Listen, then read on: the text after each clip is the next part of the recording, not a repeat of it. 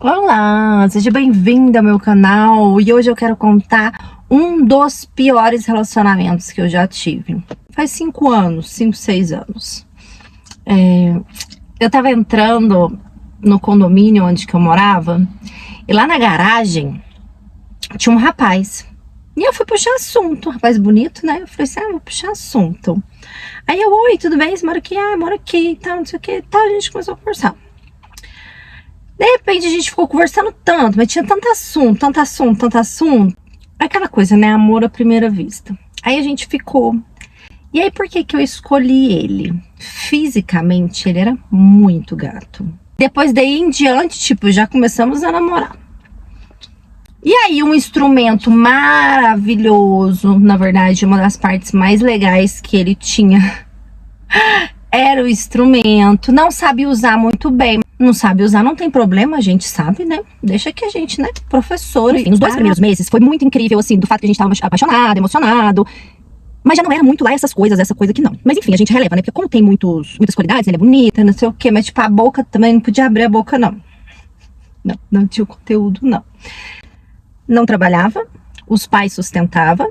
Acho que ele, tipo, ele era da minha idade, um ano mais novo que eu, um ano mais velho, alguma coisa assim.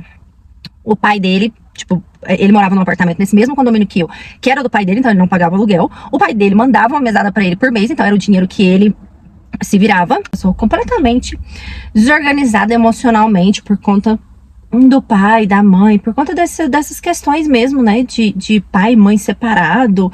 E aí você vai entendendo que uma pessoa que cresce com muita raiva dos pais, ela tem muitos problemas na vida financeira, na vida amorosa, psicologicamente, tem problema com drogas. E aí também descobri que ele mexia com com cocaína, que ele tirava cocaína. E aí foi bem nos primeiros dias que eu descobri, sei lá, no primeiro mês. Mas a gente releva, aí ele mentiu pra mim, né, falou assim que não sei o que, eu tô tentando parar, não sei o que, não vou mexer mais. Então tá bom.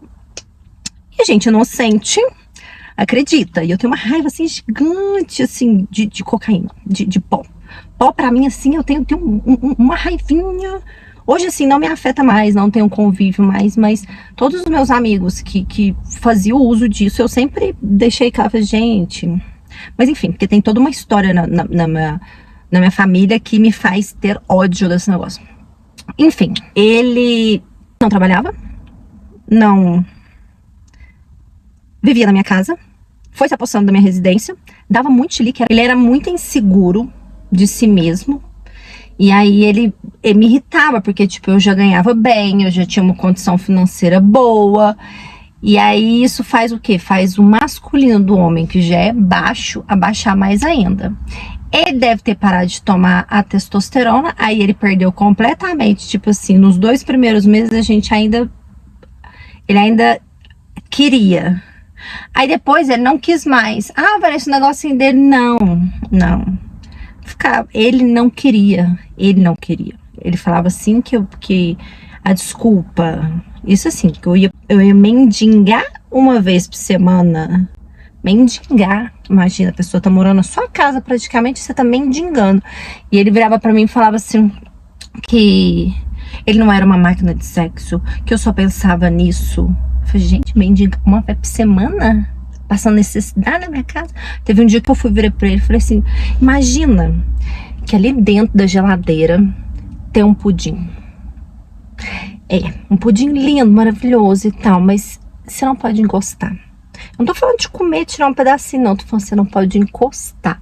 É a mesma coisa que eu sinto. E aí eu tirei isso de base pra minha vida, porque toda vez que eu namorei, e aí eu pensava assim, hoje, tá, tem os dias realmente, tem um dia que realmente você não quer e tal, e aí você conversa, não quero mesmo. Mas às vezes é só uma preguiça. E aí você vai de preguiça em preguiça em preguiça, você vai falando não, e a outra pessoa tá assim, tipo, vamos! E poxa, você tem janta dentro de casa, pra que você vai... Por isso que tem gente que vai buscar janta fora.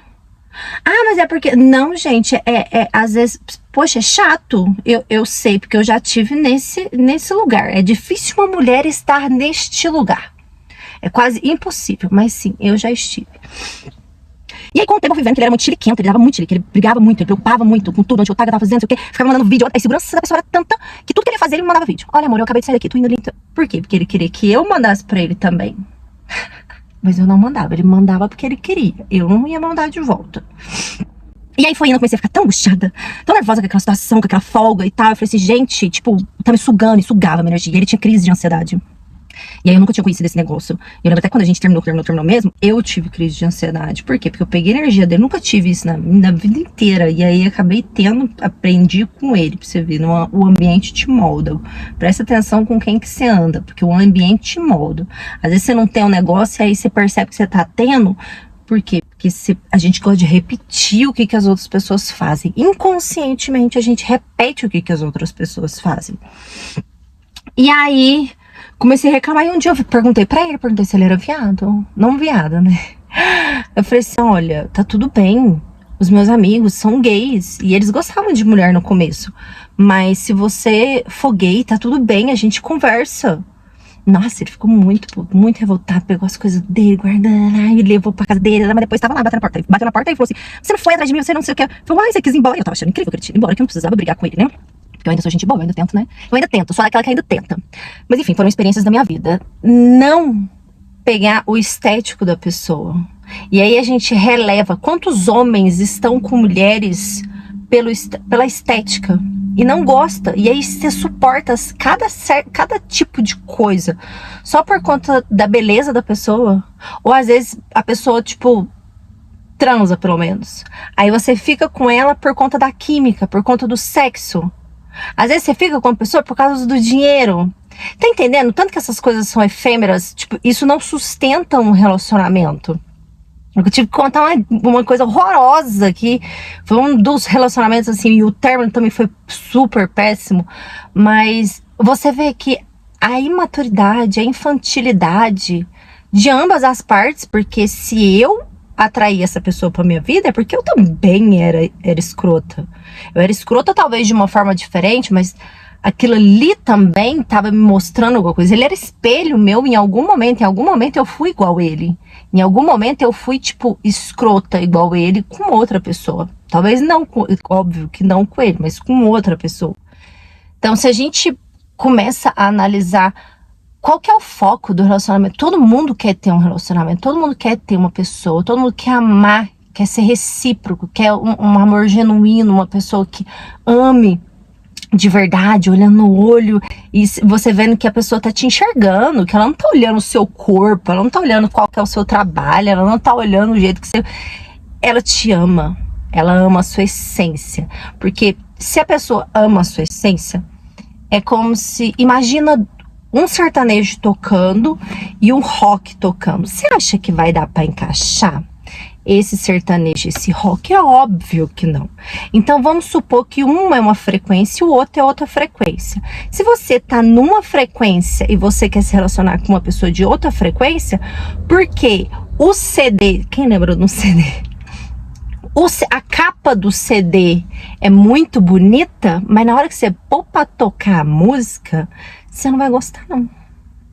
Não vai ornar. Não vai ser legal. Ou vocês tocam a mesma música, que às vezes pode ser o mesmo é sertanejo, mas às vezes a música é diferente, o timbre é diferente, não adianta, você tem que estar na mesma música, na mesma sintonia que a pessoa. Então, como alinhar isso? Alinhar quem você é. Quando você alinha quem você é, quando você sabe quem você é, buscando as coisas que você não gosta, as coisas que não combinam com você, você vai tirando os nãos de você, que aí vai sobrando só quem? O sim. Essa sou eu gosto disso, eu sou assim, eu prefiro isso. E aí você vai atrair que tipo de pessoa? Que sintoniza com essa frequência alinhada. Essa frequência alinhada.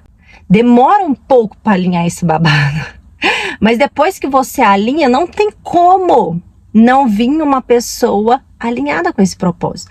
Da mesma forma que se você estiver tocando um negócio completamente bagunçado e tal, você vai se alinhar com uma pessoa completamente bagunçada com você. Só que se a gente for olhar só a capa das pessoas, na hora que começar a tocar essa música, a primeira pode ser até parecida, a segunda, mas da terceira pra frente... Aí, meu amor, ou você desliga essa vitrola, ou você fica surdo. É isso. Só queria trazer esse exemplo de vida que eu tive com uma pessoa que tinha muitas dores. Eu também tinha muitas dores, por isso que eu acabei atraindo essa pessoa.